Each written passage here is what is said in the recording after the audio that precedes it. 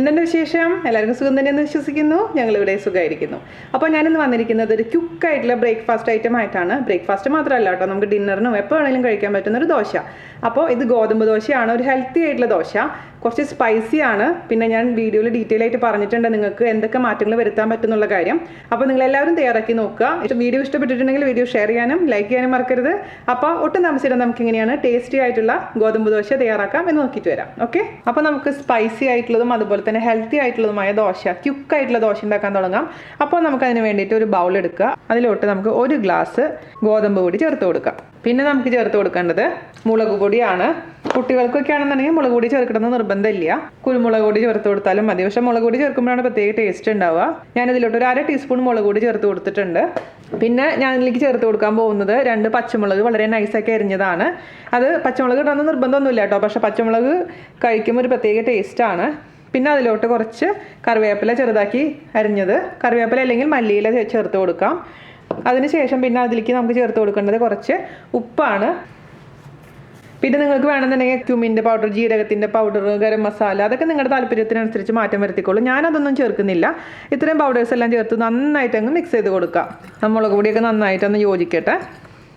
ഞാൻ അതിലോട്ട് നമുക്ക് കുറച്ച് എന്താ ചെയ്യേണ്ടതെന്ന് വെച്ച് കഴിഞ്ഞാൽ ചെറിയ തക്കാളി നന്നായിട്ട് മിക്സിയിൽ അരച്ചത് ചേർത്ത് കൊടുക്കുകയാണ്. വേവിച്ചിട്ടൊന്നുമില്ല, ചെറിയൊരു തക്കാളി മാത്രം മതിയാകും. നമ്മുടെ തക്കാളി ദോശയില്ലേ, അതിലത്തെ ആ ടേസ്റ്റ് എനിക്ക് വളരെ ഇഷ്ടമാണ്. അതുകൊണ്ടാണ് ഞാൻ തക്കാളി ചേർത്ത് കൊടുത്തിരിക്കുന്നത്.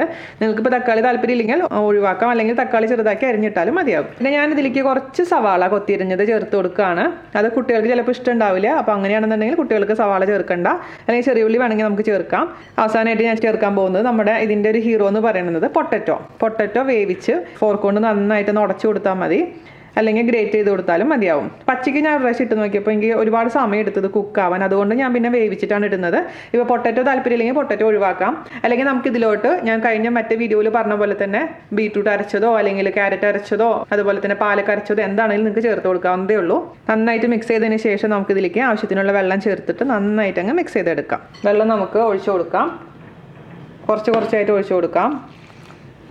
ഇത് മിക്സ് ചെയ്യുന്ന കൈ കൊണ്ട് മിക്സ് ചെയ്യുന്നതായിരിക്കും കുറച്ചും കൂടി ഈസി, കാരണം അപ്പോഴാണ് കറക്റ്റായിട്ട് നമുക്ക് എത്ര വെള്ളം വേണമെന്നുള്ളത് അറിയാൻ പറ്റുള്ളൂ. ഇപ്പം നിങ്ങൾക്ക് ഇതൊരു അട പോലെ ഉണ്ടാക്കിയെടുക്കാൻ പറ്റും. എൻ്റെ വല്യമ്മയൊക്കെ അങ്ങനെ ചെയ്യാറുണ്ടായിരുന്നത്. ഇതുപോലെ ആക്കിയിട്ട് കുഞ്ഞു പാറ്റീസ് പോലെ അടാന്ന് പറയുക വല്യമ്മ അതിന്. അങ്ങനെ ചെയ്യാം. പക്ഷേ ഞാനിപ്പോൾ ഇത് ചെയ്യാൻ പോകുന്നത് ദോശയായിട്ടാണ്. അതാണ് കുറച്ചും കൂടെ ഈസി ആയിട്ട് എനിക്ക് തോന്നിയിട്ടുള്ളത്. വേണമെങ്കിൽ ഇഞ്ചിയും ചേർത്ത് കൊടുക്കാം കേട്ടോ. അപ്പോൾ അതൊക്കെ നിങ്ങളുടെ താല്പര്യത്തിനനുസരിച്ച് മാറ്റം വരുത്തിക്കോളൂ, എന്തൊക്കെയാണ് ചേർക്കേണ്ടതെന്നുള്ള കാര്യങ്ങളൊക്കെ. ഇതൊരു ബേസ് ഇതാണെന്ന് മാത്രം. മൊത്തത്തിൽ 1 ഗ്ലാസ് വെള്ളമാണ് ഞാൻ അതിലേക്ക് ചേർത്ത് കൊടുത്തിരിക്കുന്നത്. ഒരുപാട് ലൂസാക്കണ്ട, ഈ ഒരു കൺസിസ്റ്റൻസി മതിയാവും. ടേസ്റ്റ് നോക്കിയപ്പോൾ ഉപ്പിൻ്റെ അല്പം കുറവുണ്ട്, അപ്പോൾ ആവശ്യത്തിന് ഉപ്പ് ചേർത്ത് കൊടുക്കാം. എരിവൊക്കെ നിങ്ങളുടെ താല്പര്യത്തിനനുസരിച്ച് മാറ്റം വരുത്തണം. ഇത് ഫെർമെൻറ്റ് ചെയ്യാൻ വെക്കൊന്നും വേണ്ട, അപ്പം തന്നെ ഉണ്ടാക്കിയെടുക്കാം. ഓക്കെ, കുറച്ചും കൂടി വെള്ളം ചേർക്കുകയാണെന്നുണ്ടെങ്കിൽ നല്ല നൈസായിട്ട് വരുത്തിയെടുക്കാൻ പറ്റും. അതിൻ്റെ കൺസിസ്റ്റൻസി നിങ്ങൾക്ക് ഇഷ്ടത്തിനനുസരിച്ച് മാറ്റം വരുത്തിക്കോളൂ. അപ്പോൾ നമുക്കിനി ദോശ ഉണ്ടാക്കാൻ തുടങ്ങാം. ദോശ ഉണ്ടാക്കാൻ വേണ്ടിയിട്ട് ദോശ തവ നമുക്ക് അടുപ്പത്ത് വെക്കാം. മീഡിയം ചൂടാവട്ടെ. ഒരുപാട് ചൂടാവാൻ പാടില്ല ദോശ തവ. ഒരുപാട് ചൂടായി കഴിഞ്ഞാൽ നമുക്ക് ദോശ പരത്തുമ്പോൾ താഴെ ഒട്ടിപ്പിടിക്കും. അതുകൊണ്ട് ദോശ തവയുടെ ചൂട് എപ്പോഴും ശ്രദ്ധിക്കേണ്ട ഒരു കാര്യമാണ് കേട്ടോ. ഞാനൊരു അല്പം കായത്തിൻ്റെ പൊടിയും കൂടി ചേർത്ത് കൊടുക്കുന്നുണ്ട് കേട്ടോ. കായത്തിൻ്റെ പൊടി ഉണ്ടെങ്കിൽ ദോശയ്ക്ക് ആ ഒരു നല്ലൊരു വാസന വരുള്ളൂ. പക്ഷേ നിങ്ങളുടെ അടുത്ത് കായം ഇല്ലാന്നുണ്ടെങ്കിൽ ഒഴിവാക്കാം, കുഴപ്പമൊന്നുമില്ല. ഉണ്ടെങ്കിൽ കുറച്ചും കൂടെ നന്നായിരിക്കും. അപ്പോൾ നമ്മുടെ തവ ചെറുതായിട്ട് ചൂടായിട്ടുണ്ട്. നമുക്ക് അതിലോട്ട് ചെറിയ തവി മാവ് കോരി ഒഴിക്കാം. പിന്നെ നിങ്ങൾ ഉപയോഗിക്കുന്ന ഇരുമ്പ് ചട്ടിയാണെന്നുണ്ടെങ്കിൽ, ഇരുമ്പ് തവയാണെന്നുണ്ടെങ്കിൽ ആദ്യമേ തന്നെ കുറച്ച് എണ്ണ ഒന്ന് തടവിയതിന് ശേഷം മാത്രം ഒഴിക്കാൻ പാടില്ല, അല്ലെങ്കിൽ അത് താഴെ പിടിക്കും. അപ്പോൾ ഞാനിപ്പോൾ നോൺ സ്റ്റിക്ക് ആയതുകൊണ്ട് ആദ്യം തന്നെ എണ്ണ തടവുന്നില്ല, ഒരുപാടങ്ങ് വലുതാക്കി പരത്തുന്നില്ല. നമ്മുടെ ആലു പൊറോട്ടയുടെയൊക്കെ ഒരു സ്റ്റൈലിൽ അത്ര പരത്തുന്നുള്ളൂ കേട്ടോ. എന്നിട്ട് നമുക്ക് മീഡിയം തീയിലിട്ടതിന് ശേഷം ഇതൊരു ചെറുതായിട്ട് കളർ ചേഞ്ച് വരുന്ന സമയത്ത് കുറച്ച് വെളിച്ചെണ്ണയോ നല്ലെണ്ണയോ, നിങ്ങൾക്ക് ഏത് എണ്ണയാണോ അല്ലെങ്കിൽ നെയ്യോ ബട്ടറോ എന്താണെന്ന് വെച്ച് കഴിഞ്ഞാൽ ജസ്റ്റ് ഒന്ന് സ്പ്രിങ്കിൾ ചെയ്ത് കൊടുക്കുക, അല്ലെങ്കിൽ തടവി കൊടുക്കുക.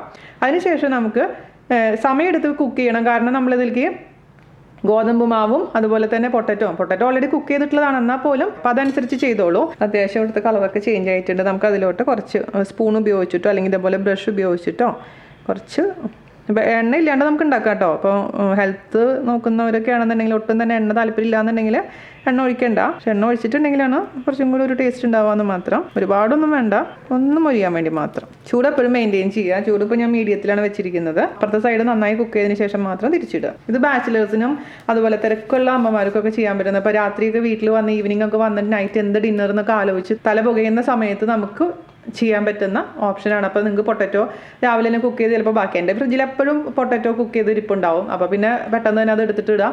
ഞാൻ പറഞ്ഞ പോലെ പൊട്ടറ്റോ ഇല്ലെങ്കിൽ നമുക്കിത് ഉണ്ടാക്കാവുന്നതേ ഉള്ളൂ. പൊട്ടറ്റോ ഉണ്ടെങ്കിൽ കുറച്ചും കൂടി ഒരു ടേസ്റ്റ് കൂടുന്നു മാത്രം. നമ്മുടെ ആലു പൊറോട്ടയുടെ ഒക്കെ ഏകദേശം ഒരു അനിയനായിട്ട് വരും. അങ്ങനെ ചെയ്യാം നമുക്ക്. പക്ഷേ ഇല്ലെങ്കിലും നന്നായിരിക്കും. അതുപോലെ തന്നെ ഇത് പെട്ടെന്ന് കുക്ക് ആവണമെന്നുണ്ടെങ്കിൽ ജസ്റ്റ് ഒന്ന് അടച്ച് വെച്ചിട്ട് കുക്ക് ചെയ്തോളൂ. അപ്പോൾ ഒരു സൈഡ് ആയിട്ടുണ്ട്, നമുക്ക് തിരിച്ചിടാം. ഇനി അപ്പുറത്തെ സൈഡും മീഡിയം ഫ്ലെയിമിൽ അങ്ങ് കുക്ക് ചെയ്തെടുക്കാം. അപ്പം നിങ്ങളിത് കുറച്ചും കൂടെ ലൂസാക്കിയിട്ടുണ്ടെങ്കിൽ ശരിക്കും നേരെ പരത്തുകയാണെങ്കിൽ ശരിക്കും നല്ല നൈസായിട്ട് പരത്തണമെങ്കിൽ പെട്ടെന്ന് തന്നെ കുക്കായി കിട്ടും കേട്ടോ. ഞാൻ ഇച്ചിരി കട്ടിയിൽ പരത്തി കാരണം ഇത്ര സമയം എടുത്തത്. അപ്പോൾ രണ്ടാമത്തെ സൈഡും കുക്കായിട്ടുണ്ട്. ഇതുപോലെ ഉണ്ടാവും. ശരിക്കും പെട്ടെന്ന് കാണുമ്പോൾ നമ്മുടെ ആലു പൊറോട്ട പോലെയൊക്കെ ഉണ്ടാവും. കാഴ്ചയിലും ഏകദേശം ടേസ്റ്റ് അതേപോലെയൊക്കെ തന്നെ വരും. അപ്പോൾ നമുക്ക് ആദ്യത്തെ ദോശ റെഡി ആയിട്ടുണ്ട്. ഞാൻ അതേപോലെ തന്നെ അടുത്ത ദോശയും റെഡിയാക്കി എടുക്കാം. പിന്നെ ഞാൻ പറഞ്ഞ പോലെ എപ്പോഴും ചൂട് മെയിൻറ്റെയിൻ ചെയ്യുക. ചൂട് കൂടുതൽ തോന്നുകയാണെന്നുണ്ടെങ്കിൽ ഒരു ടിഷ്യൂ പേപ്പറോ അല്ലെങ്കിൽ ഒരു ടവൽ വെച്ചിട്ട് ആദ്യം തന്നെ നന്നായിട്ട് തവ തുടയ്ക്കുക. അതിനുശേഷം അടുത്ത മാവ് ഒഴിച്ചു കൊടുക്കാം.